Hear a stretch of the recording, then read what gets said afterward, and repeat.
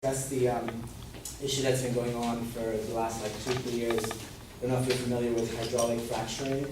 If you're not, I'm going to go ahead and discuss that.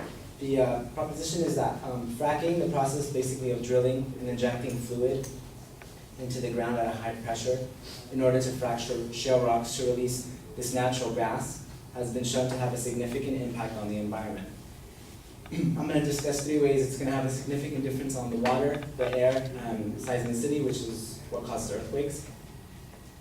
So fracking basically is a short hydraulic fracturing. It's a water-intensive process where millions of gallons of fluid, a mix of water, sand, and some chemicals, including ones known to cause cancer, are injected underground at high pressure to fracture the rock surrounding an oil or gas well.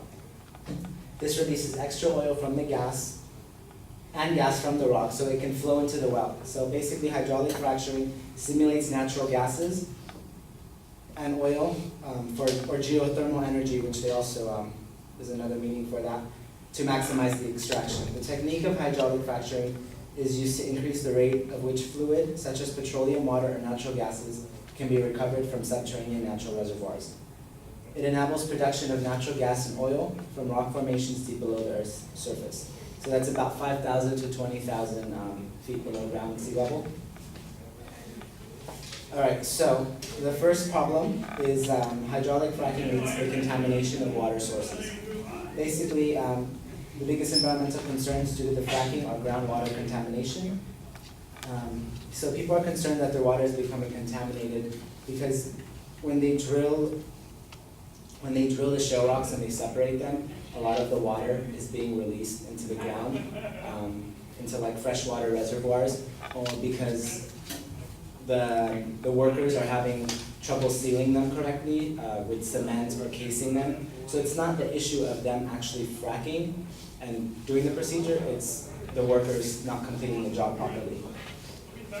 So some chemicals used in fracking process are common and generally harmless, but some additives in the US are known carcinogens. Out of the 2,500 hydraulic fracturing additives, more than 650 contain known or possible human carcinogens. Basically that causes cancer, a lot of illnesses, diseases. So one of the biggest contaminants is methane. It has adverse effects on water quality and in extreme cases may lead to potential explosion. They actually showed a woman light a match to her faucet as it's running water, and it would blow up, fire would come out of the faucet when she would light the match. It was actually really cool. You guys should YouTube it.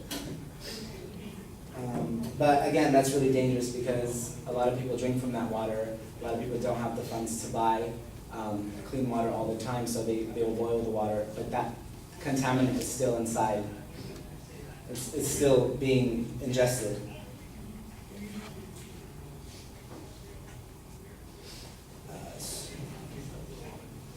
I'm going to move on to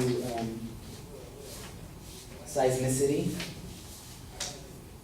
Okay, so actually I'm going to continue on with the water because it discusses farmlands, food, and livestock.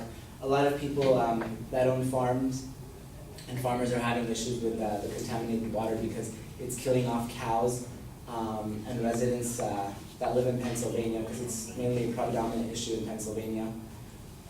It's killing their pets. It's affecting the children when they take showers because the water is bubbling and it's turning black, so they're coughing, they're getting asthma.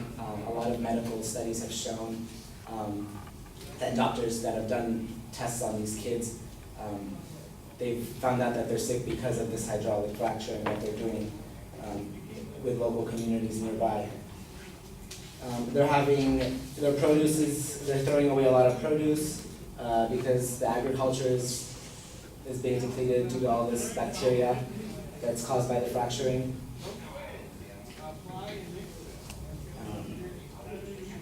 And when it comes to discussing it about the air pollution, basically it goes back to the same thing as water.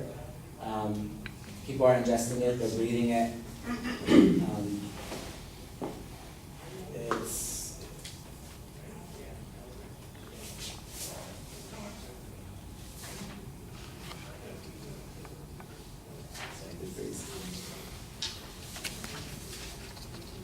Okay, so yeah, air and water are very similar. There's more on water though. So the fracking process creates geological instability and a disturbance to the fracking sites. There have been reports of increased earthquakes in areas where fracking is performed, even in regions which traditionally never have earthquakes. Over 109 small earthquakes were detected during January 2011 to February 2012 in the Youngstown, Ohio area. So there's been a lot of occurrences of earthquakes in these areas where they've never had any earthquakes in the past, whether they were small or large. So they discovered that when they were doing the fracturing, it was all within the same vicinity that these earthquakes were happening. And then as of late 2012, there have been 3 instances of hydraulic fracturing to induce seismicity, triggering quakes large enough to be felt by people. One each in the United States, Canada, and even in England. Several earthquakes in 2011, including a 4.0 magnitude quake on New Year's Eve, hit Youngstown, Ohio. And they are linked to the disposal of hydraulic fracturing wastewater. According to the Columbia seismologists at Columbia University, the magnitudes of these quakes have been small.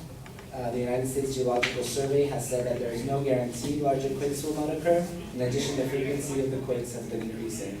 In 2009, there were 50 earthquakes greater than magnitude 3.0 in the area spanning Alabama and Montana.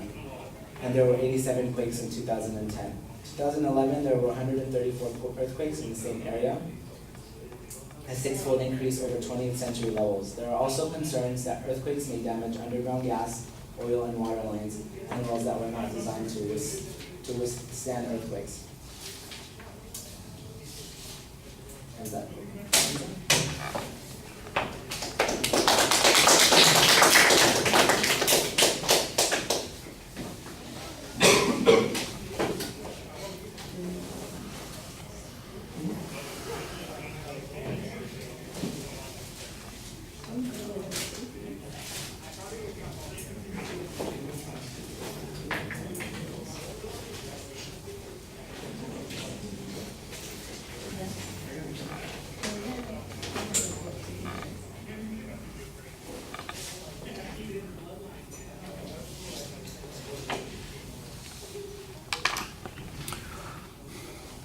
All right, Emille, to begin with, the proposition has a definition in the middle of your claim.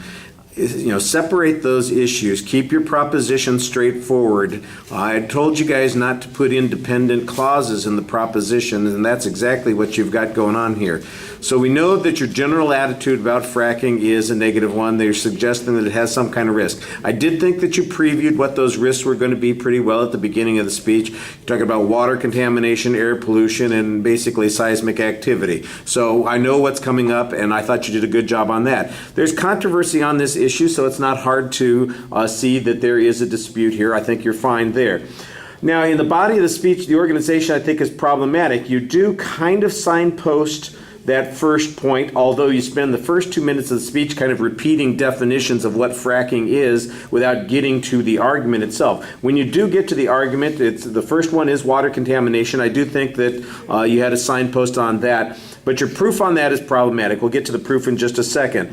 Then there's a whole bunch of claims that go along with this that I think are problematic, whether they might be a second claim or if they're supposed to fit in with the water claim, it's not quite clear. Things like cattle having to be thrown, eliminated, pets being killed, produce filled with bacteria, kids being covered with black water. I assume that those are related to some kind of contamination in the water, so they would belong in that first point, although I'm not positive that that's in fact what is the cause of those things.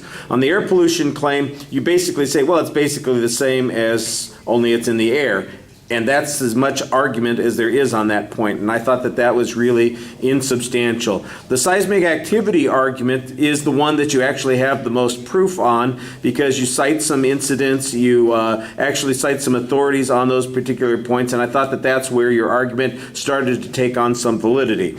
Let's talk about the proof here. You make an assertion that says it's really the fault of the workers not being able to complete their jobs. I got no evidence on that. You say that there are carcinogens involved in this process. You know what? I assume that that's factual data, but I should get a source citation on it. I've got a vague reference to some YouTube video where there's flaming water that's appearing out of the sink someplace. I'm not exactly sure that flaming water is a hazard, by the way. You know, I probably wouldn't cook with it. Well, actually, I would cook with it. I don't know that I'd drink it, but... You know, and I assume that that's methane content. What's missing here is the evidence that the methane got into the water as a result of fracking, and I didn't hear any evidence suggesting that that was the case. That's just a presupposition that's been built, that's been presented here. You say a lot of medical studies show that there is a problem with this stuff, but not a single one of those medical studies gets cited in your argument. That's a problem. If you say you've got the medical evidence on your side and then you don't present that, that really undermines your credibility on this issue. Then I get, they discovered that. That's the closest that we get to a source citation on those points. The third point on seismic activity, you do cite examples and incidents based on earthquakes happening in Ohio and a number of incidents that you quantify, that we had 109 incidents around the world, that we had 3 incidents around the world that were large enough for human beings to feel, that are earthquakes that apparently are associated with fracking. The association with fracking, I think, is indicative of the locations there. I think you need a little bit stronger evidence to connect those points, but at least you did cite a couple of sources here. You had a researcher at Columbia University, and you had the United States Geological Service that you cited. So that was the first place that I got any information that was being cited authoritatively, and that needs to be more consistent. Your presentation, I think you're trying to talk to us, you're trying to make a connection, but the absence of, like I said, the information being cited appropriately hurts quite a bit. All right, thank you.